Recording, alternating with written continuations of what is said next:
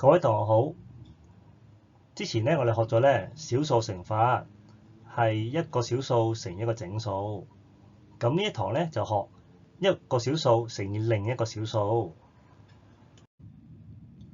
好啦，呢一堂咧我哋主要咧就學一位小數乘以另一位嘅小數。咁我哋先重溫下咩叫一位小數先。另外，一位小數乘以另一位嘅小數嘅時候，咁直式有幾多個步驟呢？係啦，就係咧有呢4個步驟，稍後咧就一一同你講解啦。咁我哋咩為之叫一位小數啊？同學你記唔記得呢？0.1、1.2、23.9、2.49，邊啲係一位小數呢？而邊啲唔係呢？好啦，我哋先重溫翻個定義。一位小數是指小數點後有一個數字。咁你望埋去都唔難分辨得到嘅。0.1當然係啦，小數點後得一個位啫。1.2都係，小數點後都係得一個數字啫。好啦，咁23.9又係唔係啊？其實整數部分咧係個兩位數23，而小數部分咧是一位嘅小數，咁所以23.9都係屬於一位小數㗎。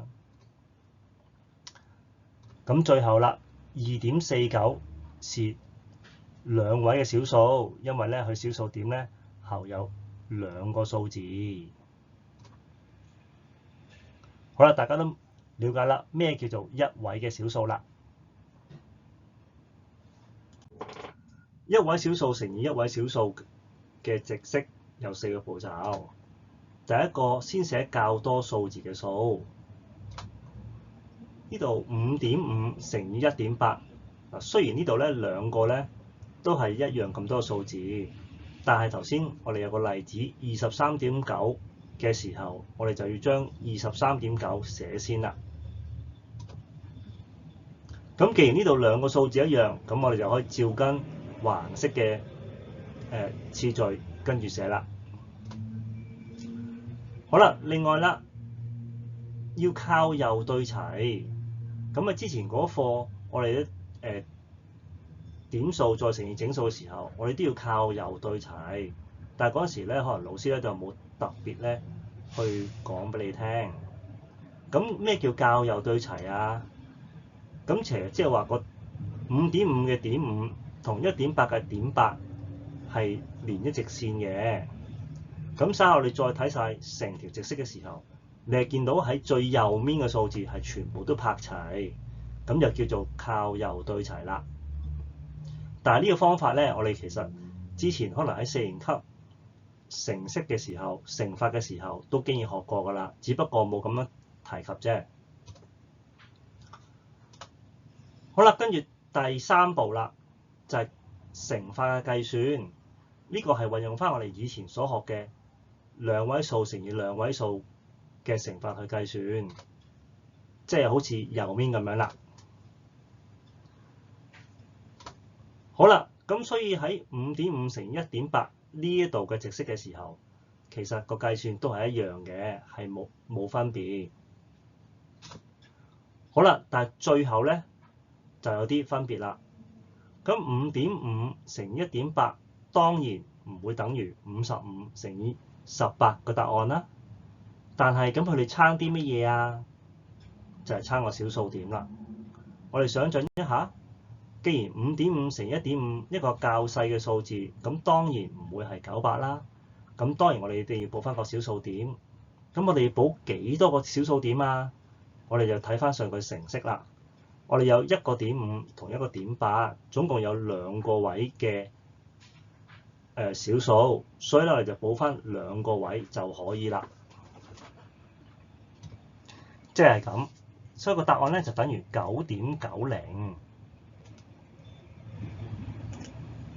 如果同學咧未咁容易用開頭未咁容易睇得到個答案嘅時候，我哋咧老師可以建議你畫低橫線。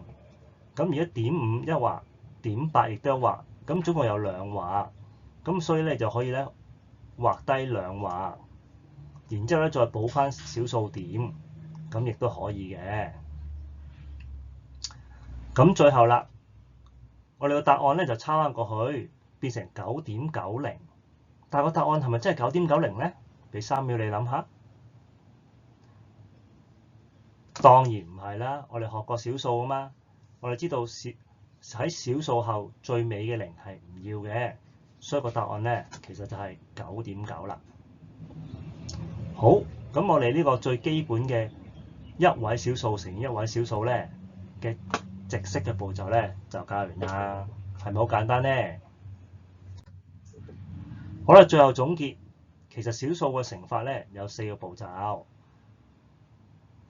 咁咧同埋個小數乘法咧，我哋係其實只係借助之前2位數或者3位數嘅乘法嘅計算，但係最重要就係要注意補翻正確嘅小數點，咁就可以啦。好，呢一課就完啦，拜拜。